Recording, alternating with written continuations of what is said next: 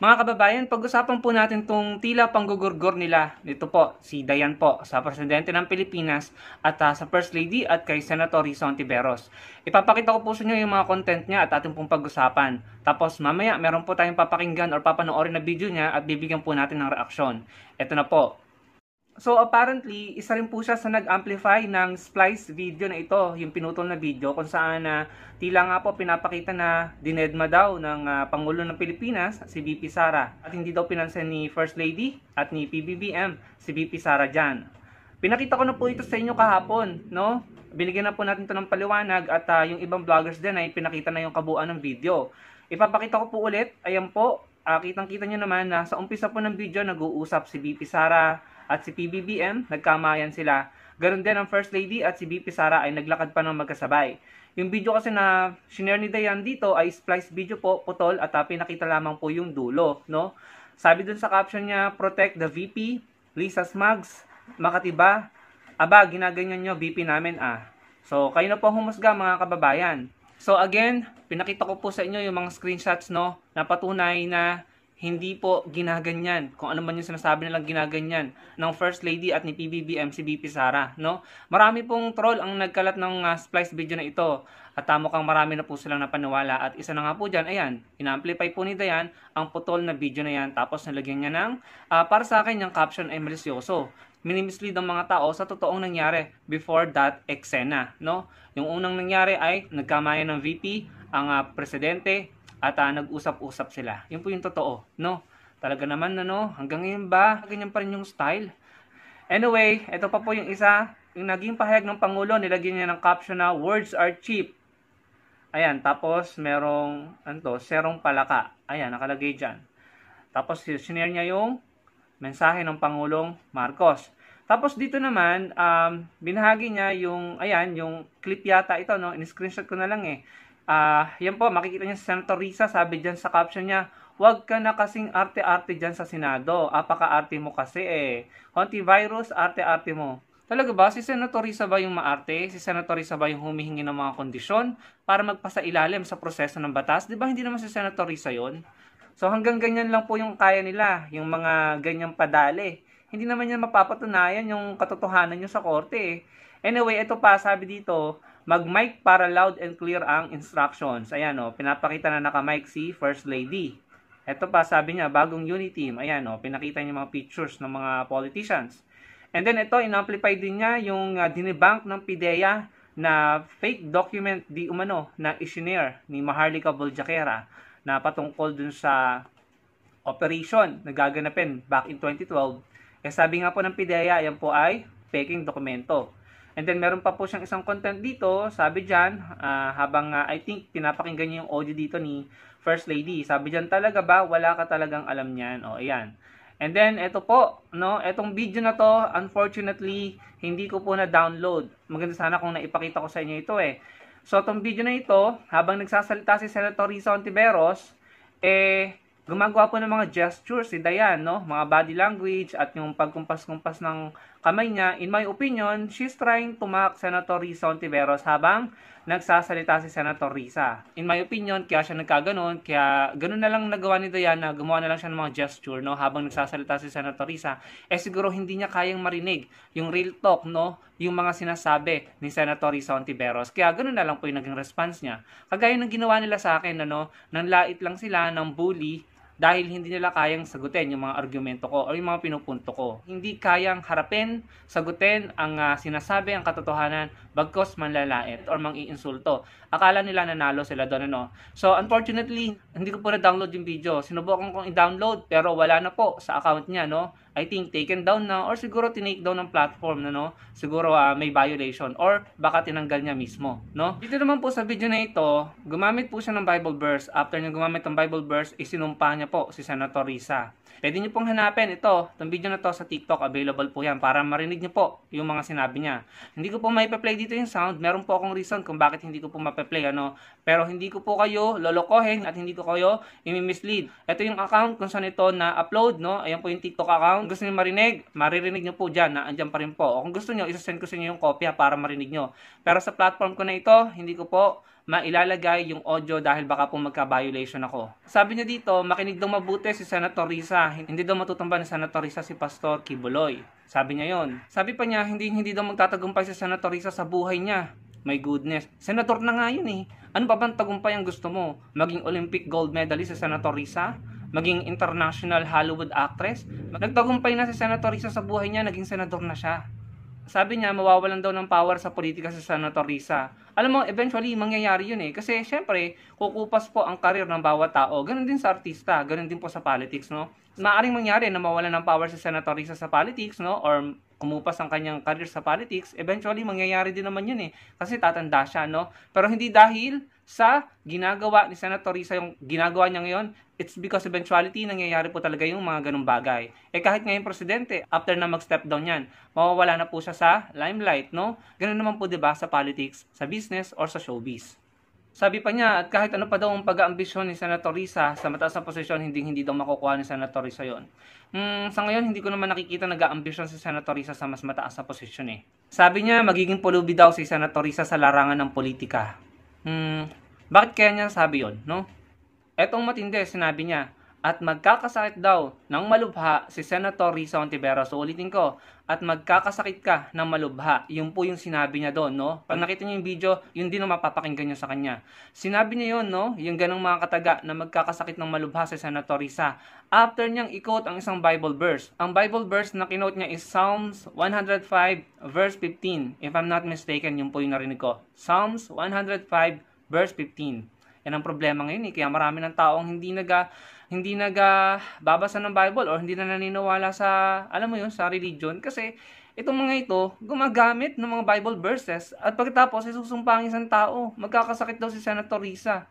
Anong klase yan, no? 'Di ba? Kung gusto nyo at gusto nyo ilabas ang galit nyo, huwag nyo nang idama yung mga Bible verses. Ilabas nyo na lang yung galit nyo. Maunawaan pa namin kayo kasi tao kayo eh. Tao lang kayo na nagagalit kayo. Ang nangyayari kasi, nagsasabi kayo ng Bible verses and then at the same time, isusumpa nyo yung tao. So, ano nangyayari? The hypocrisy, the audacity, and the irony, mga kababayan. So again, ang sabi po niya, magiging pulubi daw si Senator Risa sa larangan ng politika at magkakasakit ng malubha. At kahit mga doktor daw ay parang walang magiging lunas, no? Sabi niya, kahit daw mga doktor ay walang magiging lunas doon sa magiging sakit ni Senator Risa. Huwag daw silang ipapatawag ni Senator Risa. Tapos sabi pa niya, karma is real. Ciao. Yun po yung sinabi niya, no? Again, pwede nyo makita yung content dito po sa account na ito para marinig nyo po, no? Baka sabihin nyo, niloloko ko kayo. I may be inaccurate, no? Non-verbatim, pero ganun po yung mga idea at mga sinabi niya, no? So, siguro eventually, magkakasakit si Senator Risa kasi nga, tumatanda po tayo mga tao, eh, no? Yung kabataan natin, na rugado ang katawan natin, ano? And then, tumatanda tayo, eventually, magkakasakit si Senator Risa. Kung magkasakit man siya, it's simply because dahil sa biological structure niya bilang tao. Dahil tao nga lang din siya na maaring magkasakit. Hindi dahil sa hinahandle niya yung mga kaso against Kibuloy, no? Or hindi dahil sa mga pinagsasabi nito. Magkakasakit po si Senator Risa because tao siya at yung katawan niya ay katawang tao, no? Lahat naman po tayo nagkakasakit at mamamatay, no? So, grabe naman to, no? Grabe naman yung pang-ob-ob nyo sa sarili nyo. Huwag nyo naman gawing ob-ob ang sarili nyo, no?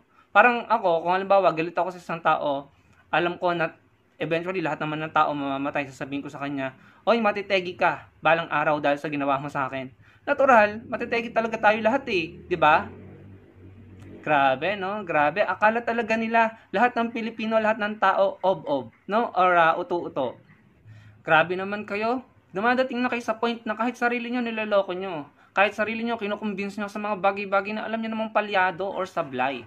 Eto, pakinggan po natin itong sinabi nila dito at bibigyan ko po ng reaksyon. Eto na po. Bashers ni Pastor, lalo na po yung paborito mong kambing, na-report namin yun, pinagpistahan namin yun. Panawagan ka po sa mga bashers to. Okay, sabi nila yung paborito daw kambing, no? Mga vloggers na kambing, nakalagay sa caption, ano? Na-report daw yung vlogger na kambing, no? Paborito daw niya. O, ano nangyari? Ni-report nyo? No?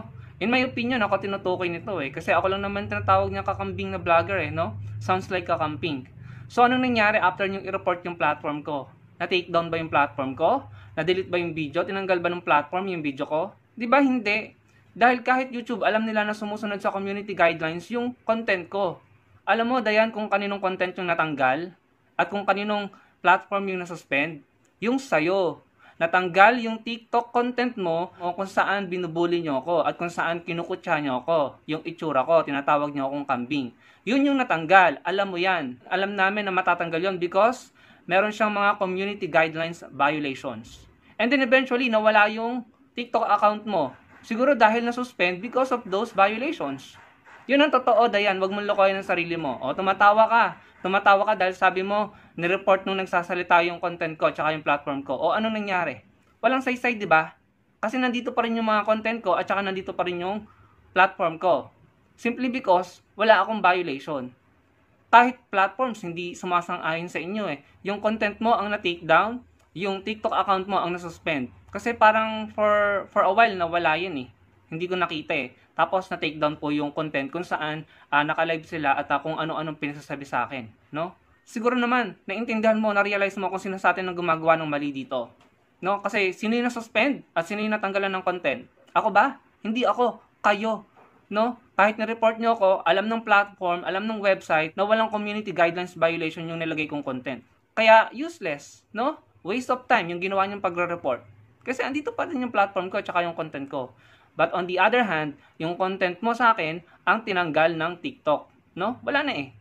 Dalawa yung ginawa mong content, yung isa andyan pa din. Siguro walang nakitang violation yung TikTok. But nevertheless, yung isa natanggal and for a while na-suspend or nawala yung TikTok account mo.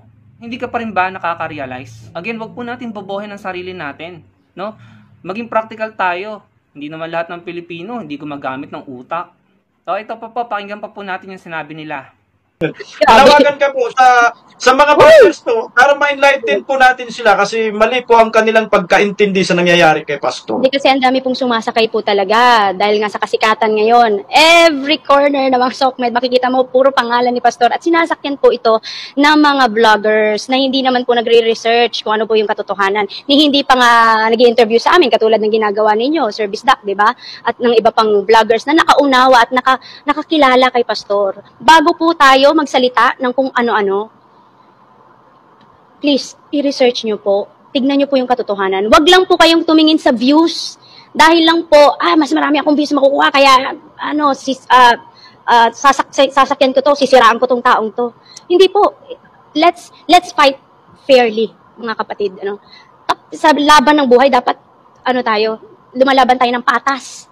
Hindi po yung, dahil lang sa views, dahil lang sa pera makukuha mo, wag pong ganun. Pero hindi totoo yung mga pinagsasabi mo against sa taong inosente. Ang Ama po nakakakita ng intensyon ng mga puso ninyo. Lalo na kayo mga vloggers na puro paninira ang sinasabi ninyo sa mahal naming pastor. He is an innocent man. He is a pure...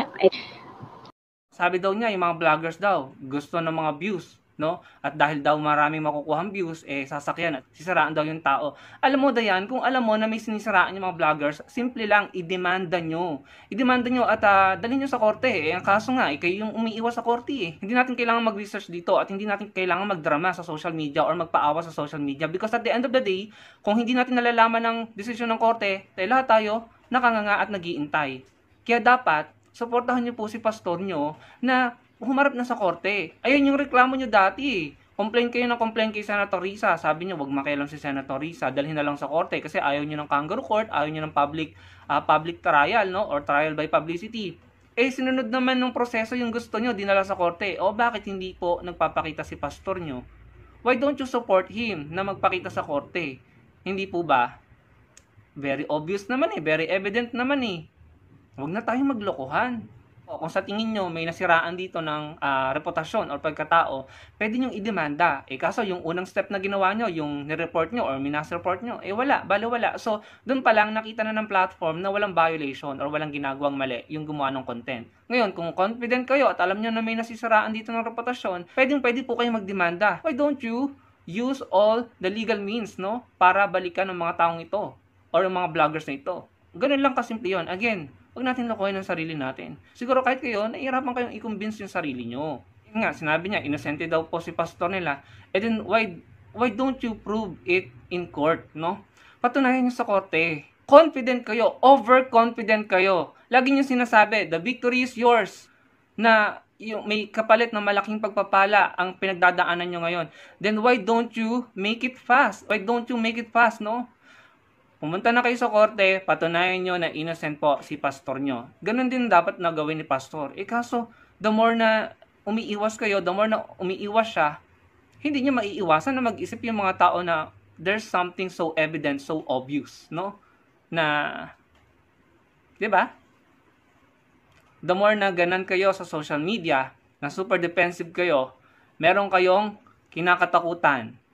Again, hindi po lahat ng Pilipino ay ob-ob. Hindi lahat ng Pilipino ay uto-uto at nalilinlang. Sana maintindihan niyo po yan. Sa palagi ko naman, lahat na ng adjustment ginawa, no? Nag-request kayo na dalhin sa korte, dinala sa korte. O bakit hindi pa rin po nagpapakita si pastor? Hindi niya sinasubmit yung sarili niya sa otoridad. 'Di ba? Anong ginawa niyo? Ginugurgur niyo ang presidente. Minamak niyo yung mga witnesses ni Senator Risa. Pati si Senator Risa, iniinsulto niyo. Anong nangyari? May napatunayan ba kayo? Wala. Dahil kahit ilang milyong beses niyo sabihin na inosente si ganito, na mabait si ganito, kung hindi niyo yung pinapatunayan sa korte, useless yan. Wala pong value yan, walang saysay yan. Hanggat hindi kayo sumusunod sa proseso ng batas, hanggat hindi niyo sinasubmit yung sarili niyo sa mga otoridad, no? At hindi tayo nagpapasa ilalim sa gobyerno, makikita ng mga tao yung obvious at evident. Merong mali, merong kinakatakutan. Tapos kapag may mga vlogger na nagsalita, inopost kayo, kinontra yung mga sinasabi nyo, gagawin nyo, bubulihin nyo. Tapos palalabasin nyo na naninira. Naninira naman pala bakit hindi nyo idemanda? Ganun lang kasimple yun. Patunayan nyo na naninira, di ba? Kaso nga, nireport nyo yung account, yung platform at saka yung content, andyan pa din. So ibig sabihin, hindi totoo yung sinasabi nyo. Dinala na po sa korte yung mga kaso at may warrant of arrest na. O bakit hindi pa rin po nakikipagtulungan si Kibuloy, si Pastor Kibuloy, 'di ba? Huwag niyo sabihin sa amin na kaya siya hindi nagpapakita ay natatakot siya para sa kaligtasan niya. Hindi po totoo 'yon.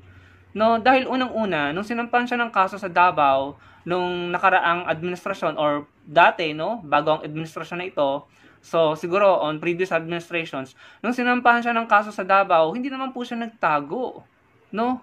Malaya siya nakakapag-programa sa kanyang SMNI. Hindi siya nagtatago, nakakalabas siya sa media. Nung inapila ang mga kaso, no, sa DOJ noong nakaraang administrasyon, hindi pa rin siya nagtago, no? Hindi naman siya natakot sa kaligtasan niya. Binibin po yung kaso sa DOJ noong nakaraang administrasyon. Pero ngayon, iba na yung administrasyon, pinagtutuunan ng pansin, naglalaan ng panahon o oras, nag-e-exert ng effort para saliksikin, pag-aralan, imbestigahan, no, dinggin sa korte yung mga accusations, overwhelming accusations na nakakitaan nila ng probable cause. Ngayon, bigla na pong nagtago or natakot si Pastor Kibuloy sa kaligtasan niya. Bakit? No? Samantalang dati, nung sinampa sa Davao City, yung mga kaso at saka nung inapila sa DOJ, nung nakarang administrasyon, yung mga kaso, hindi naman siya nagtago. Bakit ngayon na palibhasa tinitignan na, pinag-aaralan, pinagtutuunan ng pansin, no? Dinidinig sa Senado at ayan na. May mga tao na nag-aasikaso ng mga kaso, bakit bigla siya nagtago? Ito sasabihin ko sa inyo, hindi po sinisiraan si pastor dito ng mga vloggers, inaalam. Gusto lang po natin malaman yung totoo pare-pareho. Kaso yung obvious and evident nga, the fact that he cannot face his accusers is a simple manifestation na natatakot siya sa anumang magiging resulta ng mga proseso na ito, ng pag-iimbestiga at ng pandinig, no? That's a simple manifestation na meron siyang pinangangambahan na magiging resulta ng lahat ng ito. And that's very obvious and very evident. And again, hindi lahat ng Pilipino ay hindi marunong mag-isip ng kritikal. Maraming po salamat sa panonood mga kababayan. Sana po may takeaways kayo sa mga ibinahagi ko sa inyo at makapag-comment po kayo at magkita-kita po tayo sa susunod kong video. Salamat po.